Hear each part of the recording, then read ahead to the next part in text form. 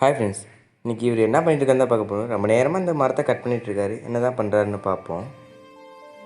First எல்லா மரத்தையும் cut பண்ணிட்டாரு. என்ன திருப்பி கட் பண்ணுறாரு? கட் பண்ணிட்டோம். ஓகே. ஓ, இன்னொன்னா கட் பண்ண மரத்தில் ஒட்டிகிட்டு இருக்காரு. ஓகே, அது ஸ்ட்ராங்காக இருக்குன்னு டேப் போட்டுட்ருக்காரு, விழுகக்கூடாதுன்னு. ஓகே, இன்னும் எல்லாம் சின்ன சின்ன பீஸில் ஒட்டி டெக்கரேஷன் பண்ணிட்டுருக்காரு. பார்ப்போம் என்ன தான் பண்ணுறாருன்னு கடைசியாக. ரொம்ப நேரமும் ஃபிட் பண்ணுறாருங்க.